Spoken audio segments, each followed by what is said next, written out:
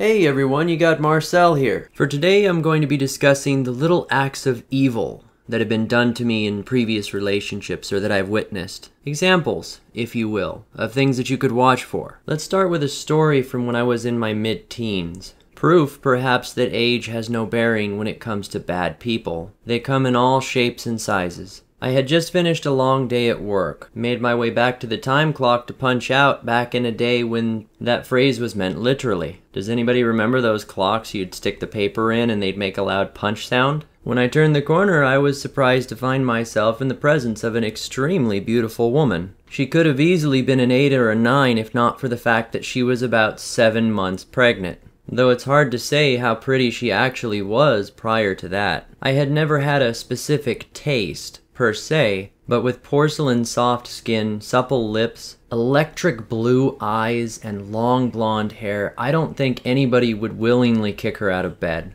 Being a typical awkward teenager, I approached and began talking about her day and asking how she was doing. Unbeknownst to me, I had an advantage in the fact that she was stunned that I was even speaking to her considering she was pregnant. She was overjoyed to get the attention, and within minutes I had her phone number. This was back in a time where women actually appreciated getting a little extra attention from a guy when they were in a situation like that, considering nowadays you're liable to get kicked in the face for trying to hold open a door for them. We went out on a few dates, went out, saw a movie, spent some time with her family. Typical course for any young relationship. We only had an opportunity to fool around once. It was brief. The pressure from her baby made it uncomfortable, and she didn't overly approve with my insistence on using a condom, especially considering she was already pregnant. Little did I know that stubbornness on my part would prove to be more important than I thought. The relationship ended about a month after it started in the same way that many others do. In this case, her mother had insisted we stop dating. She said I must have been a liar because there's no way that someone could be in the Civil Air Patrol at my age. Clearly the woman was an idiot. For a snake, I piloted planes exceptionally well. I'd have shown her pictures, but I never had the opportunity. The months went by after that point, and when I finally saw her again, she had had her child. She smiled almost wryly as she approached my house, driving up in her old car that must have been nearly at the end of its lifespan. She looked tired, but had gotten back all of her form. Her body was back to what it must have been close to before she had ever had children. She looked really good. We took the time to sit down on the couch and catch up, small talk, weather and all that. After a while I went into the restroom, but when I came back out, she was blocking my path in the hallway. She had kind of a creepy, predatory vibe to her. I tried to duck around her, but she moved in my way, edging me ever closer towards my bedroom. Something felt extremely off about the way she was behaving. She kissed me before I had much of a chance to react. I'm sure that many guys at this point would be thinking, dude, just go for it. But something was horribly wrong. Her breath, for one, smelled of rancid meat and chemicals. I'm surprised I hadn't noticed it earlier. On top of that, she reeked as if she hadn't had a shower in weeks. Almost with desperation, she tried to drag me into that bedroom, but I had to duck out. Something was off, and I could sense it. As politely as I could, given the awkward nature of the situation,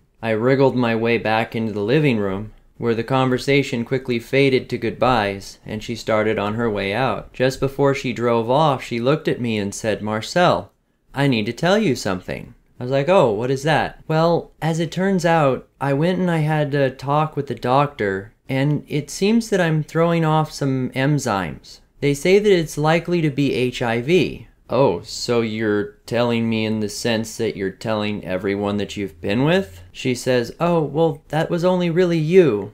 Bye," and proceeds to drive off. So, essentially the way that I see it, she stopped by almost entirely to give me that news, though not before trying to put the moves on me, and I can almost guarantee she was on drugs. Other than the fact that this woman stumbled into my life pregnant, she acted normal.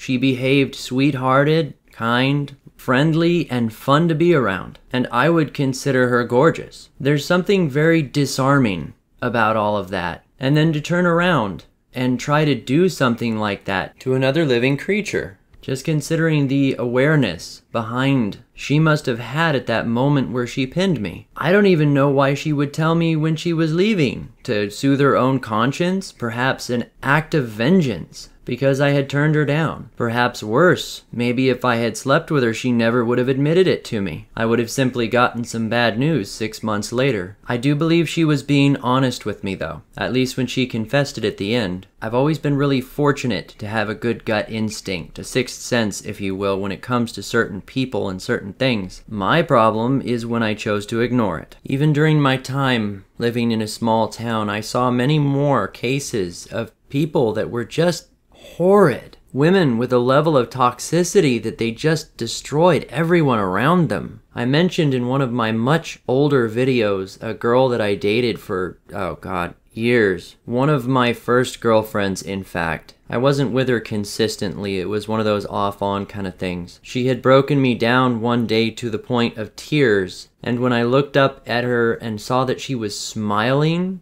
it was a massive red pill moment. The fact that my turmoil, my pain, was bringing her so much joy.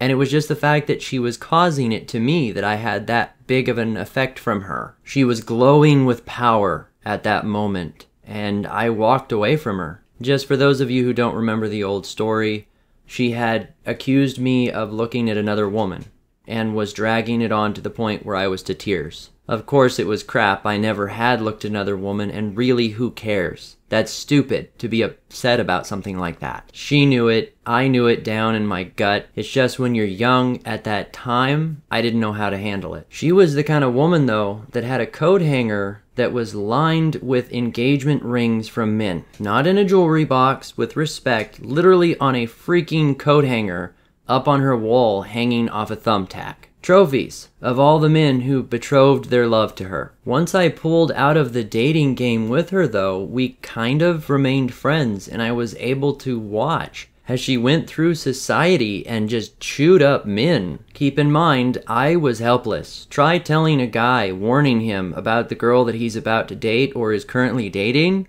You're gonna get the crap kicked out of you. They don't want to hear it. And half the time they won't believe it when she does it to them directly. If they're lucky, they make it out with their sanity intact. It really was fascinating watching her work though. In a matter of hours, she would go from a strung out wreck of a woman, throw on all her war paint makeup, and easily knocked 4 or 5 points on her scale. You would honestly not recognize her as the same person. And I watched her, helplessly from my perspective, drag these poor guys into her world, one after the other, sometimes 3 or 4 at a time, and wring them dry, and not even for their money. It was all just the joy of watching them suffer. Nothing made her happier than to see guys fighting over her, to see a man down on his knees, begging and pleading for her forgiveness. Despite all the other things she had tried in her youth, that was her drug of choice, and she became an expert at extracting it from people. Watching from the outside,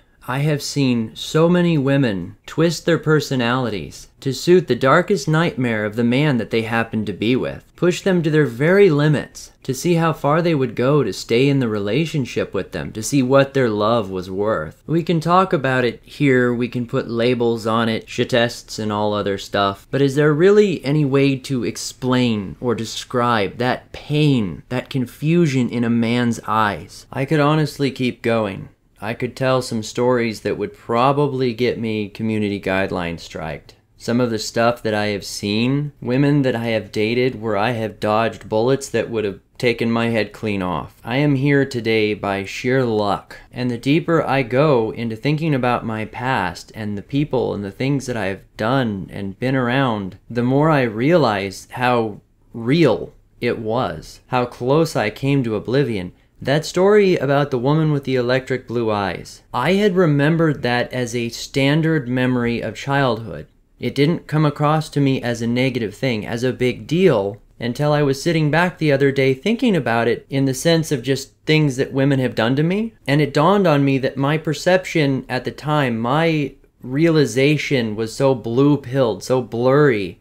That was attempted murder. Not to be over dramatic, I mean, I realize nowadays there's stuff you can take to stay alive with that disease, but still back then they didn't have those pills. That woman tried to kill me. and then afterwards was just like nonchalantly throwing it in my face before peeling her wheels and driving off. But in my blue pill mind at the time, I didn't even understand really what was happening. Who knows if I hadn't been perceptive that day? Perhaps if she had bothered to brush her teeth and taken a shower. Gentlemen, hindsight is 20/20, but when you look back at your past with a greater sense of clarity, when you bother to really think about the way people behave and how they treated you, it can be quite sobering. The takeaway I would give from any of this: don't rush into anything with people. In the same sense that a person would want to see a woman without makeup before he would truly judge her as beautiful or ugly, I would suggest that a person take all the time they can to really gauge the value of the character of another human being before getting close to them. I hear guys talking about going around and hooking up with women and that, being MGTOW doesn't mean you can't get laid.